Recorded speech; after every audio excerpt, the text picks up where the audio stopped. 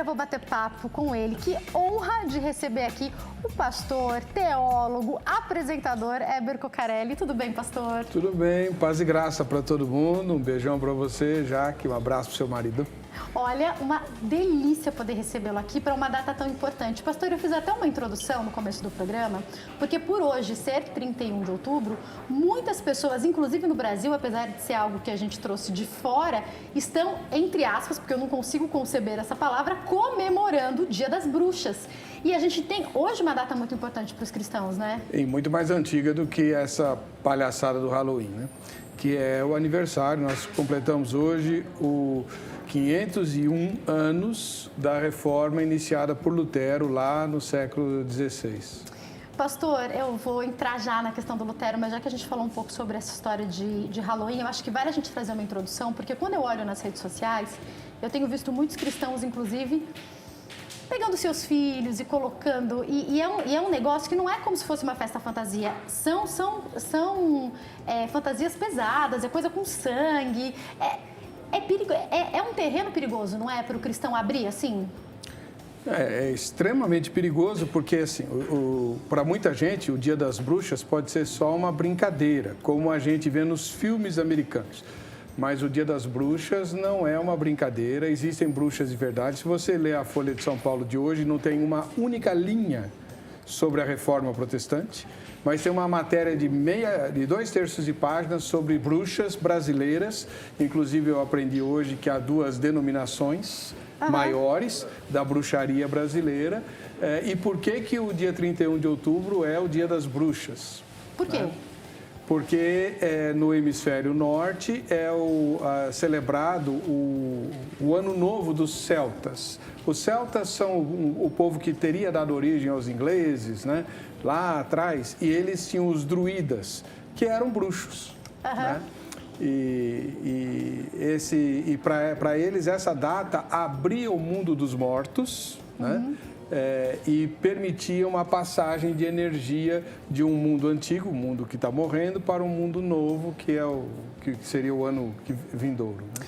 Pastor, eu me lembro de uma época em que eu fui pesquisar um pouco sobre isso e descobri que nessa data, tanto nas viradas de ontem para hoje quanto de hoje para amanhã, em horários específicos, sacrifícios são feitos, oferendas são feitas. Então, no mundo espiritual, o cristão às vezes sequer se lembra de aprender sobre a sua história quando a gente fala a respeito da Reforma Protestante, mas está brincando com uma coisa que ele não sabe o quão perigosa é, né? Não, a Bíblia proíbe você lidar com o mundo espiritual. Pela palavra de Deus, você só tem um acesso ao mundo espiritual, por meio de Jesus e da oração. Então você ora em nome de Jesus, você acessa o mundo espiritual. Não existe outro meio, não existe outro recurso lícito para o cristão. A Bíblia chama de abominação. Abominação, qualquer tipo de tentativa de você entrar em contato com o mundo espiritual sem ser por meio da oração em nome de Jesus. Por que a Bíblia proíbe isso? Porque quando você faz isso, quando você transgride esse ensinamento da palavra, você abre o seu espírito para a ação dos demônios. Né? É o mundo espiritual aberto, literalmente. Exatamente. Né? Tirando o mundo pentecostal, que sempre valorizou bastante o Império das Trevas, o mundo histórico de onde eu faço parte, a maioria dos crentes age como se o diabo não existisse, como se ele fosse uma peça de ficção. E não é. A gente tem que lembrar que Satanás enganou os anjos de Deus. Como ele conseguiu isso, eu não sei, mas ele conseguiu. Ele enganou anjos que estavam na presença de Deus. Trouxe uma boa parte com ele, Pois né? é. Então, se ele conseguiu isso, ele não vai nos enganar? Ora. Pois é.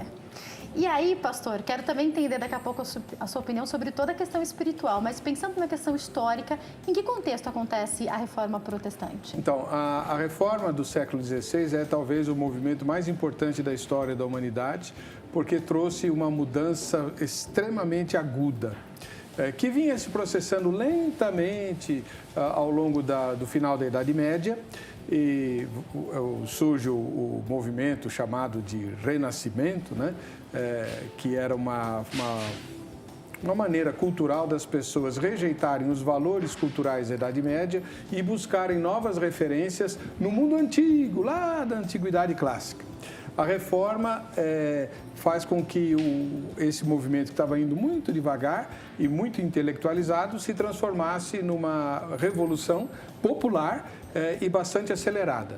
E como é que ela se deu? Martinho Lutero, que era um monge católico, inconformado com a sua falta de comunhão com Deus, ele não tinha paz com Deus, ele vivia atormentado. Lutero era um homem perturbado, ele levou à loucura o confessor dele no mosteiro, porque ele queria se confessar de 10 em 10 minutos e ele exigia que o confessor o recebesse. Né? Ele se sentia extremamente culpado e ele tinha ódio de Deus porque ele não conseguia satisfazer as exigências de um Deus santo. Porque quanto mais ele tentava entender dentro do que ele podia, né? As escrituras, mais ele se sentia pecador e mais impossível ele sentia de conseguir estar limpo, né? Isso, aí orientaram que ele deveria fazer penitências, né? E estudar. E ainda muito jovem, ele mergulhou no estudo das línguas originais da Bíblia. Né? A ideia de que Lutero não tinha acesso às escrituras é uma ideia falsa. Ele tinha, sim, nos idiomas originais, ele se doutorou em teologia muito cedo, foi dar aulas sobre o livro de Salmos. Quando ele foi dar aula sobre o livro de Salmos, ele ficou muito mal, porque o Salmo fala do justo e do ímpio. E ele se enquadrava no ímpio. Ele queria ser justo, mas não conseguia. Aí, então, por uma iluminação, o diretor da faculdade de Wittenberg pediu para ele fazer um curso de Romanos. E quando ele foi preparar o curso de Romanos, ele se deparou com aquela frase, o justo viverá da fé, não da justiça, mas da fé. E essa frase, que está no primeiro capítulo de Romanos, que é uma citação de Abacuque, do Antigo Testamento, mexeu profundamente com ele, ele não conseguiu mais estudar, ele mergulhou no estudo do Novo Testamento para entender o que é o Evangelho, porque a justiça de Deus se revela no Evangelho, pelo que está escrito, o justo viverá por sua fé. Então ele fez a relação entre fé e evangelho, que não era o que ele imaginava ser, a condenação por causa dos pecados, mas a salvação por causa da obediência de Jesus. E aí ele se levantou para mudar a igreja. Pastor, imaginando até o que acontece com esse homem, ele tinha um entendimento natural, né? Ele conhecia as escrituras, ele tentava, inclusive, se aproximar de Deus e não conseguia. Talvez isso fizesse com que ele tivesse essa guerra interior. E em um determinado momento acontece com ele o que eu acho que aconteceu com todos nós, né? Que é a revelação do Espírito Santo, não é isso? O Espírito Santo se revela a ele por meio da palavra, né? De maneira literal. E promove uma grande mudança na alma de Lutero. Ele experimenta paz, ele experimenta alegria, né? Ele passa a ver Deus como Salvador e não como um castigador. E aí ele começa a pregar as novas ideias, dentro do contexto católico. Ele era um monge, professor de teologia de Wittenberg. E surgem oposições. E nessa mesma época aparece um vendedor de perdão divino, chamado Tetzel, lá na região de Lutero. E Lutero era um alemãozão da Idade Média. E muito intempestivo. Ele foi lá bater no Tetzel. Expulsou Tetzel. Vias de fato. Vias de fato. Ele expulsou Tetzel no tapa. Vou parar aqui que eu preciso ir para o break. Vou parar aqui para ir para o intervalo e já vamos entender melhor esse contexto. E a gente conhece muito, pastor, o nome de Lutero, mas eu sei que tem outros nomes que começam a ser importantes nessa história que a gente entende no próximo bloco. Você tá amando também essa aula de teologia? Eu tô amando. Vamos pro break, daqui a pouco a gente tá de volta com o pastor Heber Cocarelli explicando pra gente a nossa história. Eu já volto.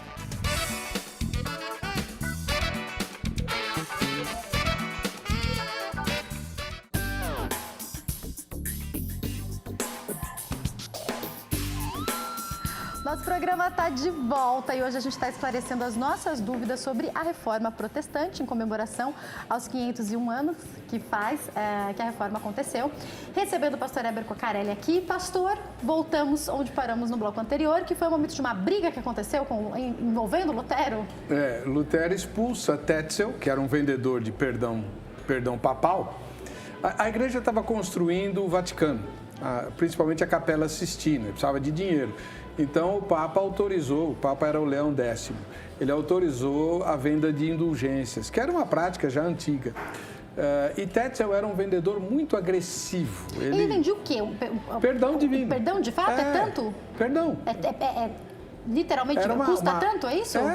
Ele oferecia um pergaminho assinado pelo Papa, assegurando que o portador daquele pergaminho teria o perdão divino por algum pecado cometido ou a cometer. Interessante. Tetzel abusava tanto, ele queria levantar dinheiro, então ele tinha vários preços. Uma das propagandas mais escandalosas que ele fazia era de que não havia nenhum pecado que não fosse perdoado pela indulgência, nenhum. Ele chegou a dizer o seguinte: ainda que fosse possível o pecado supremo de depravação, que seria estuprar a Virgem Maria, até para isso tinha perdão papal. Custava muito. Era o marketing dele dessa época. Era o marketing dele. Aí Lutero, que tinha descoberto a salvação pela fé, ficou indignadíssimo. Se depara com um cara vendendo por dinheiro perdão, né? Ele expulsa debaixo de paulada o Tetzel de lá, e o Tetzel diz que vai apelar para o bispo, né? Vai denunciar o Lutero. O Lutero entendia que o Papa, o bispo, não sabiam desses abusos. Ele pensava isso. Quando ele recebe uma reação muito forte do bispo local contra ele defendendo Tetzel.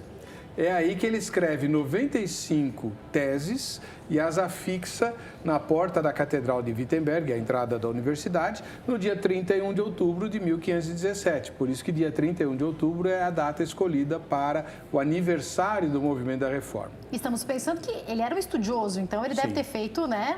Sim. Algo bem polêmico, inclusive, né? O que são essas 95 teses? São 95 desafios. Ele diz, olha, amanhã eu vou estar aqui pronto para discutir com quem quiser qual que é uma dessas 95 ideias. E as 95 ideias defendiam a salvação pela fé. Tudo baseado naquele versículo que o Espírito Santo tinha tocado. Tudo baseado naquele versículo. E contrárias à prática de venda de perdão e de outras coisas que a igreja mantinha. Claro que nesse momento Lutero ainda achava que o Papa não sabia. Ele tem uma das teses em que ele disse: se o Papa soubesse das exações cometidas pelos tais vendedores de indulgências, preferiria ver a Capela Sistina reduzida a cinzas a tê-la construída com a pele e a alma das suas ovelhas, né? E aí ele, como resultado desse movimento, ele é excomungado. O Papa Leão X o excomunga, e aí Lutero então se desencanta de vez com a ideia de reformar a Igreja Católica, e é por isso que o movimento chama Reforma. Ele não queria fundar a igreja nenhuma, ele queria reformar a igreja. Ele se desencanta com essa possibilidade, queima a bula de excomunhão em praça pública e aí dá início ao movimento luterano. Quais as outras pessoas, os outros nomes que se agregam a ele? É um movimento popular também, não? Sim, sim. Então, o que acontece? Com essa briga que Lutero começou com a Igreja Romana, havia muita gente descontente, né? E muitos intelectuais que estavam questionando os dogmas da Igreja. Erasmo de Roterdã, por exemplo, ele não era... vamos dizer assim, teólogo. Ele era um intelectual, né? E que mergulhou na cultura original e que produz o texto grego que deu origem ao que serviu de base bíblica para todo o movimento da Reforma, o tal do Textus Receptus, né? Uhum. A Bíblia Almeida Revista e Corrigida ou a Bíblia Almeida Fiel são a tradução para o português desse texto de Erasmo de Roterdã. Que, como eu disse, não era teólogo, ele era um intelectual, ele era um literato. Uhum. Então, muitos intelectuais estavam questionando os dogmas da igreja à luz da Bíblia. E as ideias de Lutero correram o mundo por meio de manuscritos. Os sermões de Lutero pregava todos os dias, ele escrevia os sermões e distribuía, né? Então, as pessoas copiavam. Então, a Europa se inundou com as ideias dele. Elas alcançaram algumas pessoas, uma delas foi João Calvino, um francês, né, que se encantou com as ideias da Reforma e começou a divulgá-las na sua terra.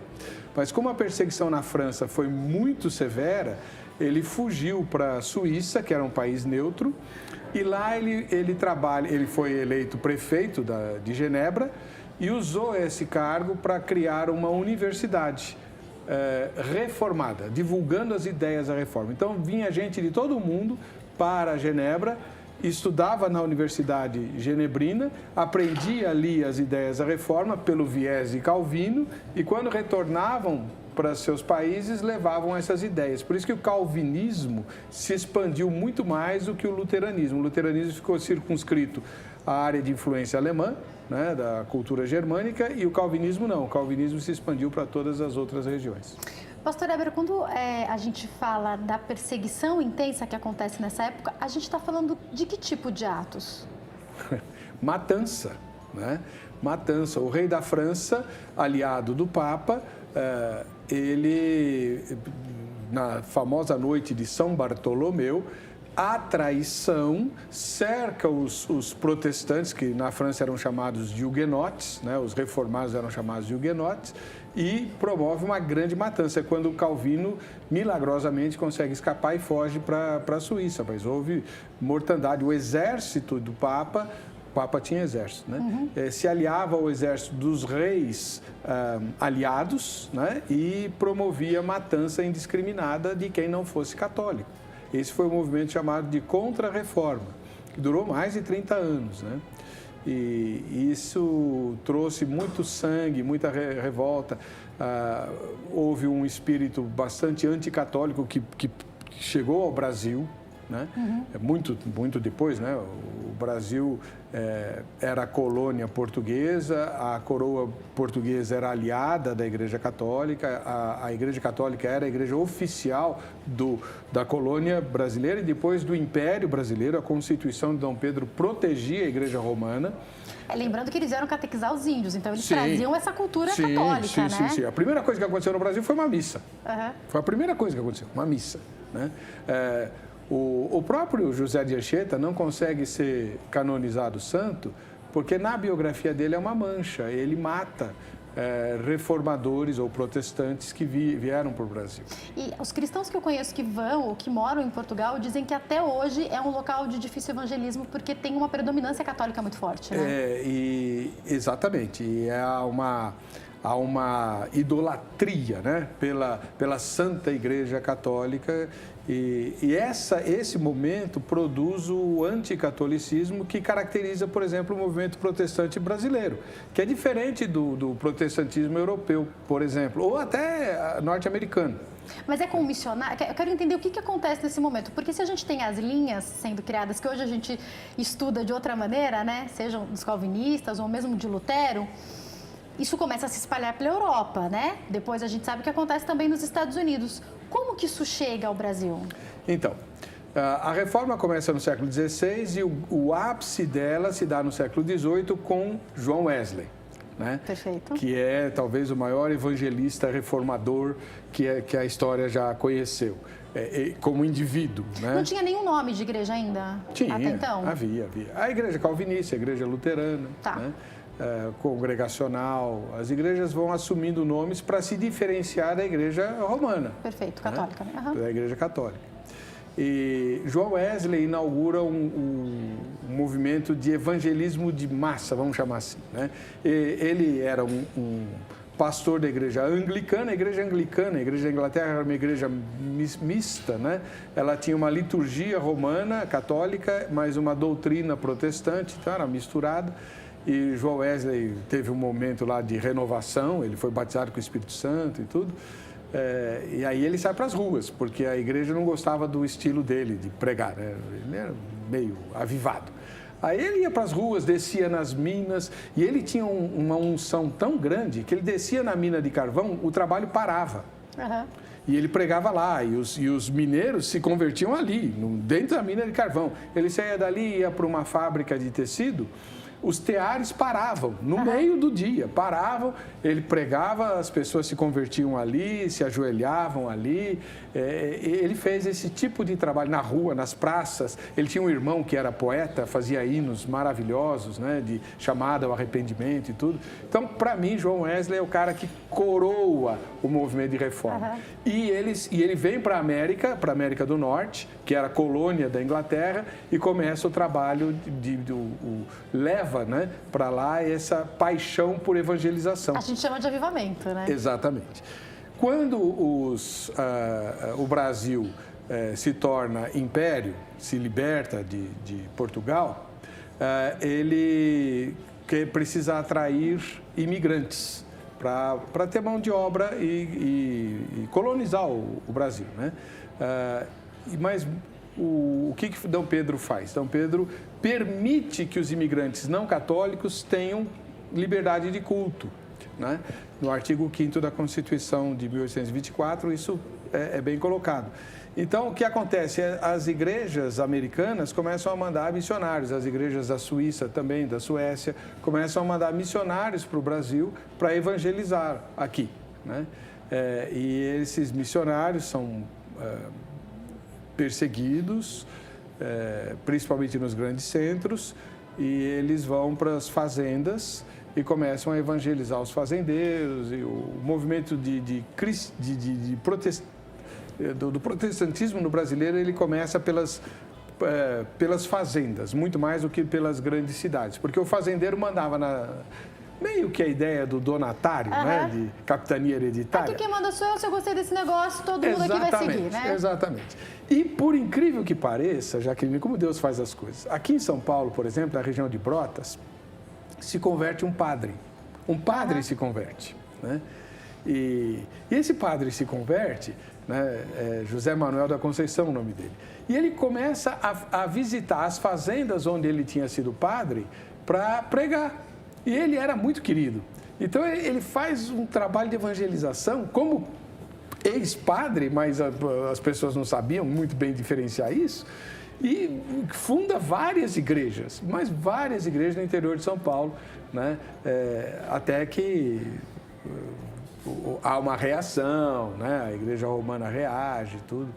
Então, esse momento de inserção do protestantismo no Brasil é marcado por muita controvérsia, muita perseguição, e é por isso que nós evangélicos assumimos um jeitão muito diferente do católico. Por exemplo, vou dizer para você, hoje é diferente lá nos Estados Unidos, mas até alguns anos atrás, os cultos americanos em igrejas protestantes tinham um intervalo para as pessoas saírem e fumarem. No Brasil, o crente que fuma é um absurdo. Por a gente quê? está falando de questões culturais até mesmo, Exatamente, né? Mas por quê? Porque quando os missionários trouxeram o evangelho para cá, o padre fumava, então o crente não fuma. Na igreja católica tem baile, então na igreja protestante o crente não dança, né? Na igreja católica o povo bebe, o crente não bebe, né? Então a nossa ética, ela foi construída como anticatolicismo. Né? Muito mais do que no que a Bíblia fala, falando a respeito de alguns aspectos, né? Exatamente. Por isso que a gente fala, às vezes, usa uma palavra que é religiosidade, né? E doutrina em cima de algumas questões da igreja. E aí eu preciso te fazer uma pergunta, pastor Heber. O que aconteceu com a Europa hoje? Como que o senhor vê esse cenário que é tão triste? Eu nunca viajei para a Europa, mas acompanho alguns noticiários e conheço pessoas que foram para lá e que contam de situações, e ainda quando essas pessoas são extremamente liberais, e ao contrário, na mão contrária ao Evangelho, ao que a palavra de Deus fala, essas pessoas falam, não, a Europa está muito mais avançada, porque ela pode tudo, né? Completamente diferente, aí sim, do que a palavra de Deus fala. O que aconteceu, na sua opinião? O que a Europa viveu é o que o Brasil vai acabar vivendo, infelizmente, né? É a tal da era pós-cristã. Há uma decepção generalizada com a religiosidade e há um encantamento muito, na minha opinião, diabólico pela tecnologia e pelo conhecimento humano. Então, as questões da fé são jogadas para escanteio. E quando elas existem, elas assumem ares místicos ou esotéricos, né? Portanto, não bíblicos, e o que interessa é a capacidade humana. O homem é capaz de tudo, a tecnologia é maravilhosa, o homem se endeusou. É o humanismo levado às últimas consequências. Autossuficiência completa. Né? Infelizmente, a Europa caiu numa armadilha, as igrejas europeias caíram numa armadilha que você acabou de mencionar, é o liberalismo teológico, que relativiza todas as coisas e que não tem a Bíblia como palavra de Deus. Então, se você abre a possibilidade de julgar as Escrituras e não de ser julgado por elas, quem vai prevalecer? Seus interesses, seus ideais, seus sonhos. E nós sabemos que estas coisas foram deturpadas pela queda e nos opõem a Deus. Foi o que aconteceu na Europa. O homem hoje não quer saber de Deus, ele ridiculariza a ideia de Deus. Os ateus se transformaram num grupo religioso, né? Verdade, eles têm cultos. Culto ao ateísmo, né? Eles levantam ofertas para fazer propaganda. No fundo, a gente foi feito para adorar, então todo mundo precisa adorar alguma coisa, Exatamente. Né? Eles adoram o ateísmo, as ideias, eles têm cânticos, eles cantam de olhos fechados, com as mãos erguidas em algumas reuniões. É assim, beira o estapafúrdio. Né? Chega a ser ridículo. Né? Ridículo. Mas com todo respeito. Né? Não, mas isso acontece. Né? Por que acontece? Por aquilo que você falou, o ser humano tem um vazio dentro de si que é do tamanho de Deus. Os que rejeitam a fé cristã ou qualquer tipo de fé acabam preenchendo isso com algum tipo de veneração. Né? Pastor, de acordo com o último censo do IBGE, há uma pesquisa que imagina que em 2020 nós já seremos maioria de protestantes e não de católicos aqui no Brasil. A gente tem visto esse movimento aumentar porque tem igreja em muitos lugares, igrejas que pregam inclusive coisas diferentes, igrejas que já vêm trazendo esse liberalismo que a gente viu acontecer em outros países. E aí eu te pergunto, na sua opinião, pastor Heber, o senhor recebe no Vejam Só pastores de várias denominações diferentes, está sempre em contato com eles. Em que momento a igreja brasileira se vê hoje com tantas denominações, com tantas questões diferentes, ainda tendo em extremos opostos, em polarizações, igrejas onde não pode nada, igrejas onde pode tudo? A que pé estamos, na sua opinião? Então, o que eu penso que nós precisamos criar é coragem para fazer para pôr a casa em ordem. Né? No senso comum, o cristão que não é católico é protestante. Isso não é verdade. Isso não é verdade. Inclusive, não praticante hoje em dia, essa nova modalidade, né? Porque a família então a pessoa fala que é, né? Então, exatamente. E não ela é necessariamente. Eu sempre uso o mesmo exemplo. Se o presidente da República quiser falar com os católicos, ele chama o presidente da CNBB e conversa. Se ele quiser falar com os protestantes, quantas pessoas ele tem que chamar? Nem dá para fazer conta, Não dá para fazer conta, não cabe no palácio. Né? Então, nós precisamos organizar a casa, dizer o que é ser... Por exemplo, muita gente não sabe, mas a Igreja Católica não é única. Tem a Igreja Católica Apostólica Romana e tem a Igreja Católica Brasileira, que não tem nada a ver com a romana. E a Igreja Católica... muito se assemelha ao protestante. É uma igreja... Bom, enfim... espelhada, vamos chamar espelhada. Agora, a Igreja Católica Apostólica Romana, ela tem critérios para dizer quem é católico e quem não é. E o evangélico tem? Não tem. Nós precisamos criar uma entidade que não tenha finalidade política, nem exalte ou endeuse ninguém, né? E que diga, olha, ser evangélico é isto. Isso tem que ser um movimento mundial. Pelo menos nacional. Né? Então, para ser uma igreja evangélica reconhecida, né, como seria o Conselho Evangélico Brasileiro, perfeito, precisa preencher esses, por exemplo, tem que aceitar a Bíblia como palavra de Deus, né? Tem que ser trinitário, tem que reconhecer que a salvação é única e exclusivamente pela fé, né, por meio da graça para que a pessoa seja salva. Enfim, é preciso determinar e aí excluir quem não faz parte. Como você disse, tem gente que faz... E aí você, não, isso aqui não é evangélico. Mas, por exemplo, vou pegar um exemplo aqui. Né? No censo, são considerados cristãs grupos religiosos que os cristãos não consideram cristãos. Até seita a gente considera alguns deles. Exatamente. As seitas não são consideradas cristãs pelos cristãos, mas no censo eles contam como cristãos. E aí? Né? Então, é preciso haver esse critério e as igrejas que não se enquadrarem ficam de fora. Eu estou imaginando o trabalho que deve ter dado na época, reunir alguns líderes para decidir o que ia entrar para ser Bíblia ou não, e depois decidir qual que era o diferencial da Bíblia protestante ou não, né? Os livros que eram apócrifos entraram ou não. Apesar do trabalho que vai dar, né? Estou só fazendo uma comparação, a gente vai ter que parar para decidir algumas coisas, né, pastor Heber? Sim, eu acho que nós temos que ter critérios para dizer quem, por exemplo, quem que fala pelos evangelhos. Mas aí, talvez um líder, pegar as principais igrejas ou as igrejas centenárias e um líder de cada, como que daria para fazer isso, pastor Heber Cocarelli? Como os apóstolos fizeram no começo, né? Existem alguns nortes.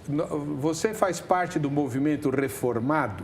Ótimo. Se o líder disser, não, a nossa igreja faz parte do movimento reformado. O movimento reformado tem 5 bandeiras que são inegociáveis, né? Só a graça, só a fé, só a Escritura, só Jesus Cristo e só a Deus glória. Então, se você foge de um desses 5, você não é reformado, está fora. Já exclui-se Já está vários, excluído, né? está excluído, você está fora. Então, nós temos critérios já estabelecidos 501 anos atrás, né, para construir o nosso universo evangélico sadio. Porque o que você está falando é isso. Nós não temos coragem de dizer, olha, aquela igreja não é sadia, né? E precisamos criar essa coragem. Para finalizar, pastor Heber, eu quero que o senhor só complemente isso. Se por um lado é bom, por outro lado eu acho extremamente perigoso qualquer um que está insatisfeito com a sua igreja virar as costas e abrir uma porta. Porque daí, o que talvez tenha alguma relação com como tudo começou, eu te fiz aquela pergunta no começo do bate-papo, porque as linhas de raciocínio de cada um deles, de alguma maneira, dos principais reformistas, foram colocadas dentro dos critérios de cada igreja deles, seja a luterana ou seja lá qual for, enfim. E é natural que se hoje eu abrir uma igreja enquanto pastor ou o pastor Heber, se a gente não tiver um critério muito seguro para seguir, mesmo lendo a Bíblia, a gente pode trazer a nossa interpretação a partir disso. Isso não é um perigo, para finalizar? É isso que tem acontecido no Brasil, né? É exatamente isso que tem acontecido e que nos enfraquece, infelizmente. E o pior de tudo, Jaqueline, é a boa parte dos que abrem igreja nova estão insatisfeitos com a sua igreja, não por questões doutrinárias ou éticas, mas porque não acharam o espaço de liderança que achavam que deveriam ter, a preponderância na igreja que eles achavam que deveriam ter. Então, abre a própria. O que a gente está fazendo? Procurando satisfazer o nosso próprio umbigo, a gente tem que dar um jeito nisso, né, pastor Heber? Volta mais